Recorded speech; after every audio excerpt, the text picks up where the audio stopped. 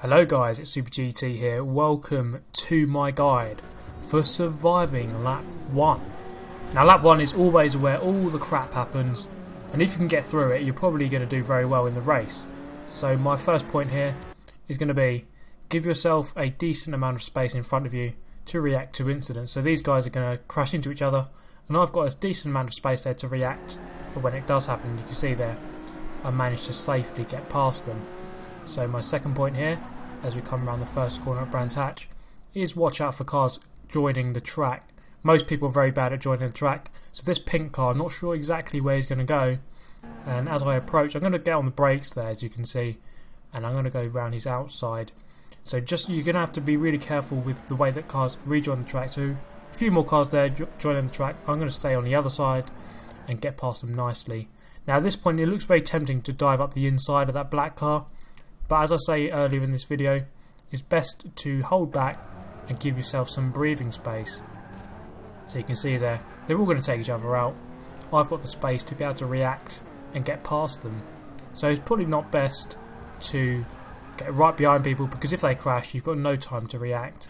So my next point here is at the start always have a quick look behind, see who's there and see what is likely to happen. So I've only got 2 cars behind me, which is good because it means less people can crash into the back of me. And also there we've got a Ford pickup truck, so look out for him. He's probably going to ram. He might not ram people, but you know, you never know, he probably will end up ramming half of these people off the track, so watch out for him.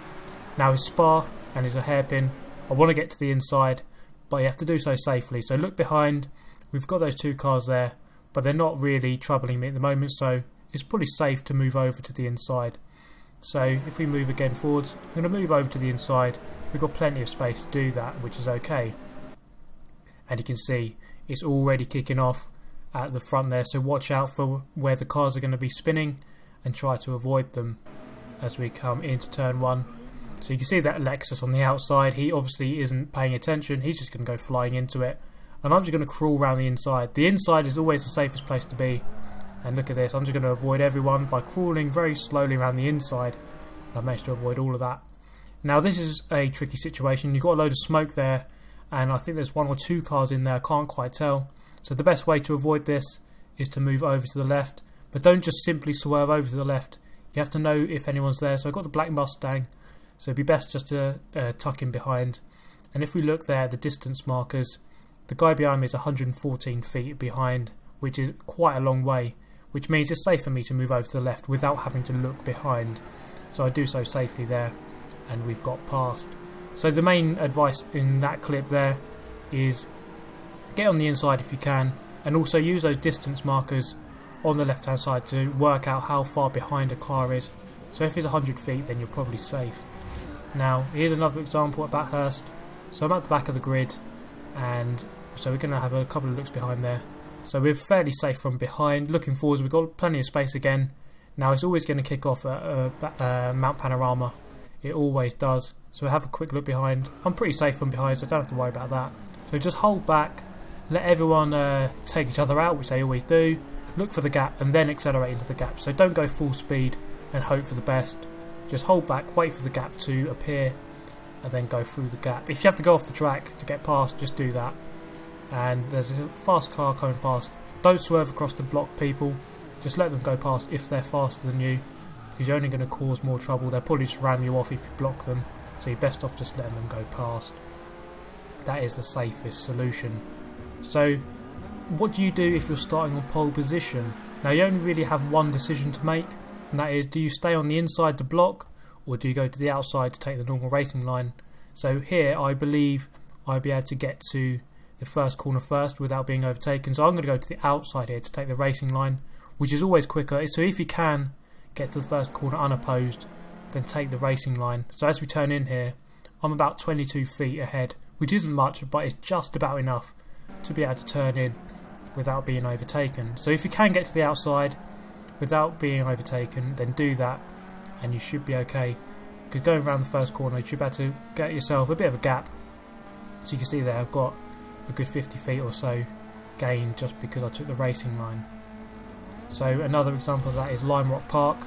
I'm on the pole position again, so I'm going to have a couple of looks behind just to see if I've got space. So I'm going to go over to the left hand side to take a better line into turn 1. I don't have to go to defensive if I don't have to, and then I've got a good line through the first corner. Now I can get the hammer down and try and get away. Now a bit further back, a similar example. If you want to take the racing line, it'll be quicker if you can do it. So I'm going to go, if I have a look forward there, I've got plenty of space ahead, so don't have to worry about anyone ahead of me. But it's just a matter of, can I get around the first corner by taking the racing line? So have a look behind. There's one car on my right, so ideally I can't really take it at the moment. But as I move a bit further forward, I've got away from him, and I should just about have enough space to get ahead into the first corner. So only take the racing line and cut across if you know that you're not going to turn into someone. If you turn into someone who's on your inside, that's your fault. So you make sure that when you turn in, that there isn't anyone on your inside. So check back a couple of times, use the distance markers and check behind, just to see if there is someone on your inside. And so that guy isn't there, so I can turn in and get a decent corner and get away a little bit. So if you check back here, you can see that I've gained a little bit, about 50 feet or so, just by taking the proper racing line. Okay, so another example at Sebring. Sometimes it isn't possible to take the racing line because it's too congested. So in those situations you want to get yourself to the inside if possible. So check back, of course, to make sure it's safe to go across to the inside. So as we come around the first corner, this is pretty much the safest place to be. On the inside, you're protected by the wall. Not many people could take you out from this position, so you're pretty safe there. And as we come through again, coming into a right-hander this time, so I'm going to check behind just to make sure that I can move over safely, because I want to cover the inside line to go defensive into this right-hander. So as we get on the brakes, you see that everyone's going to go around my outside, which is good, which means they have to go the long way around if they want to get past me. So I've successfully done my job there, covered the inside, and they can have to go around the outside to go past me. But this Aston Martin just cuts across the grass and managed to get past. So I did the right thing there. It didn't quite work out because Aston Martin cut the grass, but it's still a successful start. I'm still in 4th, which is that's good enough for most people. So another point here is watching out for cars that don't start. So that car hasn't started, so obviously you have to be aware of cars not moving off the grid. Just assume that the guy in front of you isn't going to move, so always be ready for that. And don't be the guy who just smashes into the back of them, because that's just plain stupid. And always go to the outside if you can. If it's possible, go to the outside, because you're less likely to crash into someone else. So as you come into the first corner, I'm on the inside, so I'm just going to hold the inside. Don't swerve across to the outside, because that's just stupid. And here's another point with regard to people rejoining the track. So look at those angles. Those people are going to come back at like 45 degrees onto the track, which is just plain stupid. So something's going to kick off here, as we can see here. And yet, indeed, those people have come onto the track at a ridiculous angle, and it has caused an accident. So again, I had the space in front of me to react and drive into the space that developed. So give yourself some space in front, and then you can react to whatever happens.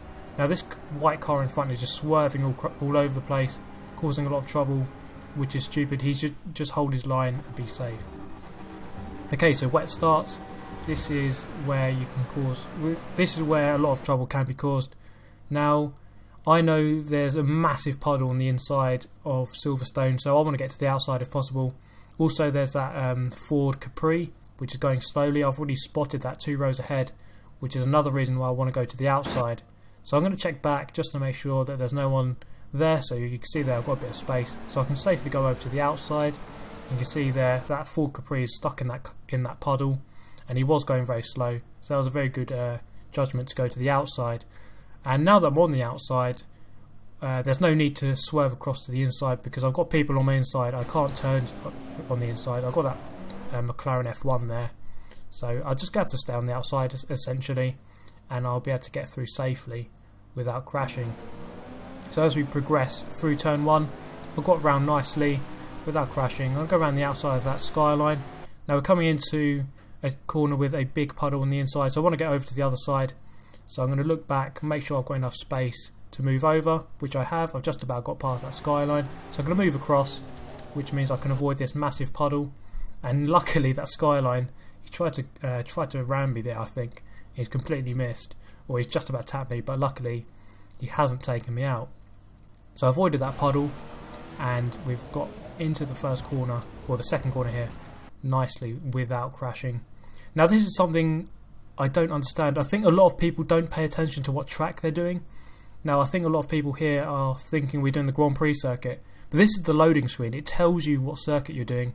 So we're doing the Silverstone National Circuit, and it tells you an arrow there. So we've got a right-hander, we've got a left-hander and a right-hander. So we're not doing the Grand Prix circuit, we're not doing Maggots and Beckett's, we're going to turn right onto the National Circuit. So make sure you're paying attention to that. And it also says rain cloud there, so make sure you know that it is a wet race rather than a dry race, and prepare yourself for that.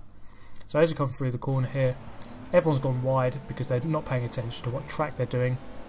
And I got through into second quite easily without really doing too much there, just by being very careful. If I'm on the outside, stay on the outside, and if you want to move across, make sure it's safe to do so before just swerving across. Now with all these things said, you know, you're not always going to be able to have a good start. You're always going to be rammed off by idiots. It's just always going to happen. There's always going to be someone out there who will just ram you off, and you also will get unlucky. So no matter what you do, you always will have your fair share of bad starts. I mean, look at this. This one is absolutely nowhere to go, and it's pretty much just a complete pile-up of the whole track. And it's just look at this. It's just absolutely ridiculous. So I mean, you can follow these points, but it won't always work. You will sometimes end up just being piled into, and there's nothing you can do sometimes. But sometimes you'll have starts like this where you will be able to get through if you follow these points. So I've got myself a bit of a gap. I'm just waiting for the space, and there it is on the inside. Everyone's gone wide, and I've gone from 19th to 4th in about 2 seconds. So here are Super GT's golden rules for successfully starting races, which should help but might not, because there are so many idiots out there who will probably ruin your day because they think it's burnout free, takedown, but in reality you have to use the brake pedal, which is something they fail to understand. But using these tips will help you more often than not to get away from these people while they're too busy wiping each other out. So number one, be aware of everyone who's around you. That's very simple. Just keep using the direction pad and everything just to check behind. So yeah, look behind and use the distance markers to be aware of where everyone is. So awareness is number one priority here. Point number three, if you have space, take the normal racing line. So make sure you check before doing that. So don't just take in, don't just turn in without looking. So number four, if it's congested, get to the inside, but only if it's safe to do so. So the inside is better, but only go there if it's safe to move across. Number five, if you have someone next to you, hold your line. So if you can't move across, then don't move across, just stay where you are. And number six is don't swerve violently across the track to block other drivers. So if you've got a fast driver coming through, just let them go past, because you're just going to cause more trouble by blocking them. And number seven, pay attention to which track and layout you're doing. So don't be that guy who just goes the wrong way because he didn't pay attention to the track. Number eight, give yourself space to react to incidents that happen ahead of you. So give yourself a bit of room ahead so you can react and then take evasive action. Number nine, don't be an idiot. Don't be that guy who's just an absolute idiot who just rammed into everyone. And point number 10 is don't be an idiot again. So hopefully that point gets into quite a few people who play online. I don't think it'll change the mind of most people who are just idiots and will always be an idiot. But I hope this video has helped you guys. Hope you found it entertaining as well. I'll try to bring out more guides in the future as well, which should help. So I hope this one helps you. Remember to hit that like button if it did, or if it does help you, and subscribe if you want to see more of the same. So I've been Super GT, thank you for watching. I'll see you in the next one. Goodbye.